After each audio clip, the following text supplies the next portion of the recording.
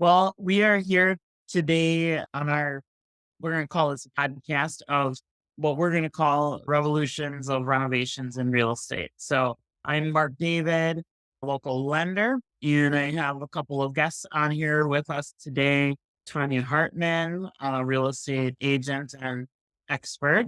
And I also have Kevin Bush, who is a HUD consultant, HUD renovation consultant. And we're going to be chatting a little bit more today here. So thanks guys for joining me. Thanks for having us. Yeah, Yeah. thanks for having us, definitely.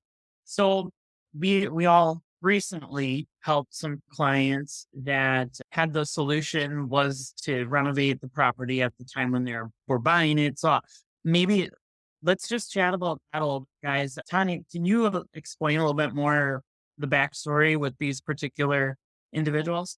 Sure. I had a listing on the market for quite a while. Had a lot of interest on it because it was on a lake and great location. However, the house needed a lot of work. So that scared away a lot of buyers.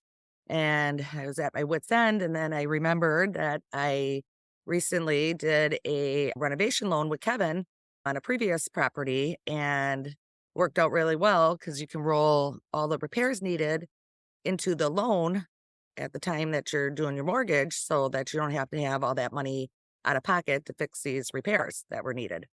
Yeah.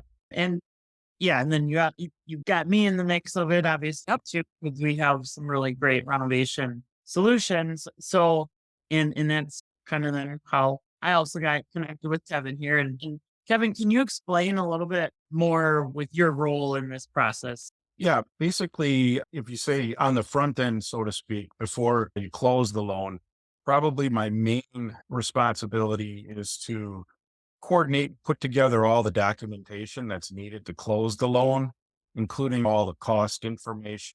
There can be architectural drawings, contractor estimates, pretty much everything across the board that whatever it would take to completely define the project in detail and cost it out in detail. And then on the backside, once the loan closes, my primary responsibility then becomes to pay the contractor for any work that he's finished, but he has to finish it properly, which is something that I'm verifying and then authorizing payment to the contractor piecemeal in the draw process, if you will, until the project's finished.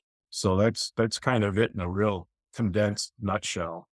And I said the front end and the back end because the front end is where a lot of the work gets done. In fact, it's the most important part. And that's where the interaction with the lender, yourself, the real estate agent, the home buyers, the contractors. I'm involved with all of those entities. And that front end part is where we get it all right so that that back end part is real smooth and easy. And I Yeah. did with a project for Tanya before this particular project she's referring to. And then we've now successfully done this second one. Actually, he's in process, but he's closed the loan. We've already accomplished some of the work. I've already paid one of the contractors and we're proceeding to the next. So yeah, it works really well when everything goes the way it's supposed to. So, and it does as long as you do all that work on the front end.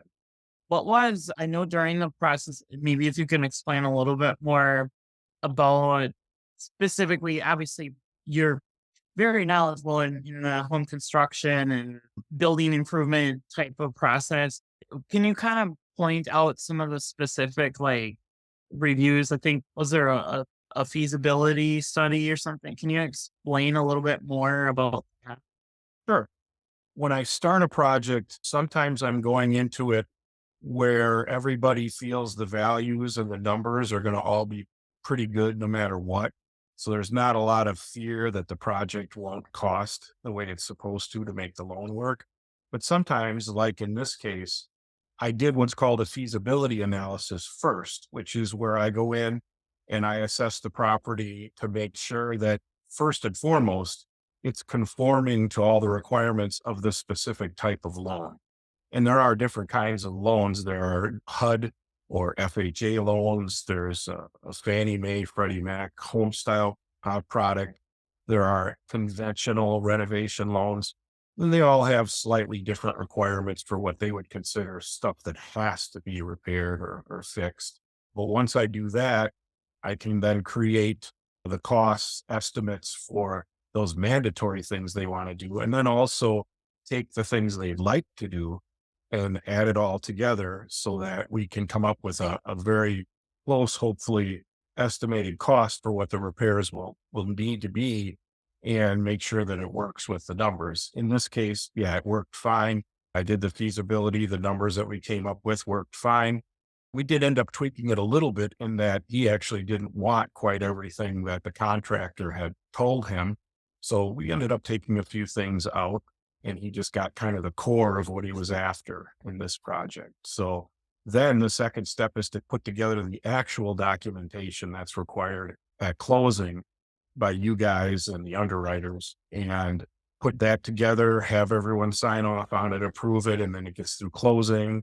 And then once we're on that back end again, we start the project and we go off of that. And it's called the specification of repairs. That's kind of the most important part of it, where all of the repairs are spelled out in detail with the costs. And this is what the contractor has to conform to as he's doing the work. And then when he wants to be paid, he'll say, okay, I've completed this and this and this. I'd like to get paid. I'm going to basically go out and do a survey of the property, make sure the work was done properly. I communicate with the homeowner, obviously, to make sure they're satisfied with the work. And then there can be permits and things that are required and municipal inspections. I got to make sure all of that stuff is done so that it's approved. And then once everything is approved, I'll authorize the payment and then they can get their drop payment basically. So and I keep doing that all the way through the project until it's finished.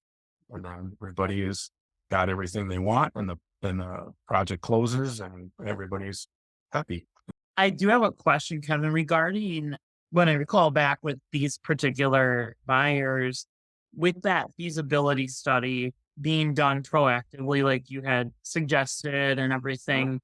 Again, you did a great job with that. The thing I do recall that was helpful in the process was that helped the appraiser to be able to do their forecasted value, right? Like their subject to value. That was also helpful, right? Yes, most of the time what happens is I finish the actual specification of repairs. In other words, basically everybody is in agreement on the numbers and stuff. And then the appraisal is done and he has that specification of repairs with him when he does the appraisal. So he knows what they want to do and he's looking at the property itself and comparing it to the specification of repairs, making sure that he can provide the value that we have built into the specification of repairs and the repairs they got to do. So yeah, I mean, that's kind of it. Now, sometimes I can't remember, he may have done it with the feasibility. Sometimes that happens. They'll go and they'll do the appraisal with the feasibility and they'll say, yeah, these numbers work. We can make this work. Go ahead and go forward with a specification of repairs. Yeah. Like, yeah, that's what I recalled that was key that you had done, which allowed things to move a lot faster than otherwise if they'd be still going back and forth on annual bids or that sort of thing, right? Is that where that's helpful for that? Yeah, I mean, and that is what happens sometimes if you go right to the specification of repairs and it's a little bit uncertain as to whether the numbers are going to work. The appraiser can come back and say, well, they can only afford this much. What can we do to tweak this? And yeah, you kind of slow the process down a little bit. Whereas when you do that feasibility, hey, everything that's on here, they can afford it. The numbers work out and it makes it a lot easier than when the specification of repairs is done and the actual closing occurs with that because it's solid. So yeah, it's a little bit of it's an extra step, if you will, but it's a valuable one. And I do it very often, not always, but very often.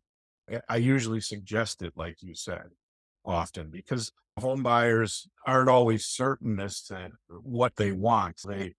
They know they want certain things and they think they know how much it's going to cost and stuff. But that's sort of what I'm bringing to the table is, okay, yeah, you wanted all this stuff, but maybe we just got to focus on a few things that'll give real value to the property first. And if we can get some of that other stuff done, we will, obviously. But you need to make sure that the numbers all work within your offer to purchase, whatever that was, and what the seller agrees to. So I think it's a very valuable step. And I try to suggest it more often than not. Usually these loans are dealing with properties that are distressed or need pretty significant updating because they're older or a little rundown. Maybe they've been vacant for a while. That happens a lot. And they just need work. And so the feasibility allows them to have kind of a reality, if you will, as to what the condition of the property really is before they actually start doing all this. Well, we want new countertops and all this other stuff. Yeah, I know, but your furnace is 45 years old and it's in really bad shape. And oh, your roof really needs to be replaced. These things add real value to the property. They're not always as fun, if you will, or whatever, but they do add value and they're important. So we want to make sure we've got all that covered. And then, yeah, great. We'll remodel the kitchen. We'll remodel the bathroom. We'll whatever you want. I mean, as long as there's money there and the numbers work, that's fine. We just have to make sure that all the things that really should be done to make the house a solid, valuable property get done. And then everything else they wanted. So Yeah. kind of So, it, nutshell. yeah, that's great. Tanya, I'll leave this to you, but can you kind of fill us in on that specific project, roughly the success that we already came out with appraisal? Oh, like how much equity they gained already? Like Yeah. 150,000, yes. Awesome. Like, it was a crazy one because, again, it was a lake property, so that has the value right there, but the house was bringing that down in the condition it was. So now, yeah, it was like $150,000 in instant equity. Yeah. Oh, crazy. So, Yeah. question for you, Kevin. You were saying we were talking about distressed properties, but it's not only for distressed properties, correct? You were saying bathroom remodel, kitchen remodel. You can have a nice house, people updated that the bathroom's still outdated or the basement's not finished. Is this an option for buyers that are looking to do something like that as well? Oh yes, absolutely. And those are great because typically people know what the value of the property is going to be already. So doing the updates and stuff is going to also be the part where they're adding a value by updating and making things better. There are a couple different ways. Sometimes it's people who are purchasing for the first time or they're purchasing the home. Sometimes it's refinancing of existing housing where people are just going to refinance into one of these renovation loans to update the kitchen or the bathroom or the basement and Oh, do those too. And that works really, really well because at that point they really know what their property is valued at. They have equity in it.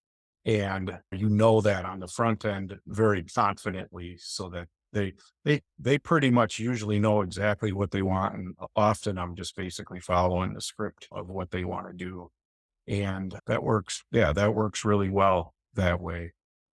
In the case that we did that we're talking about, you know, he could have done some of that stuff and actually because he had plenty of money, he just chose not to do it. But he could have. And we at first kind of had some of that updating and stuff in there, but he just wanted the main core of what we were doing and stuff. Like he needed a new well, he needed a new septic system, some big ticket items. And he just wanted to get those things done, new roof. And he was going to worry about doing more renovation or updating later. It works definitely for existing properties or purchases of a property that doesn't really have any issues. Absolutely. Updating, all that. So it's pretty comprehensive. There's not a lot you can't do. Luxury items like swimming pools or hot tubs and stuff like that, you can't do that kind of stuff. But certainly updating a dated kitchen, bathroom, interiors, all that's totally wide open. that's great.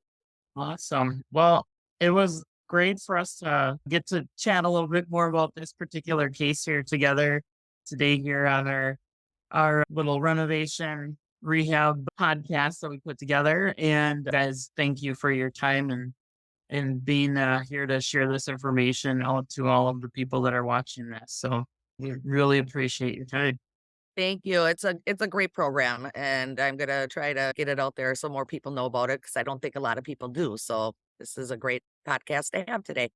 I couldn't agree more. Thanks for having it, Mark. And definitely these are good programs and really can help home buyers do a lot of different things. So it's a good thing to get out there so that people know, because that is the key, is that people know about it. They often don't. So Right, and it can open a whole new pool of buyers to sellers too if they know about it and their agent is recommending that to people because some people think, "Oh, I can't do that because I don't have the extra money after closing to do these repairs," and now you can. exactly. Yeah. All Thank right. Have a great day. Bye. Yeah, you Thank get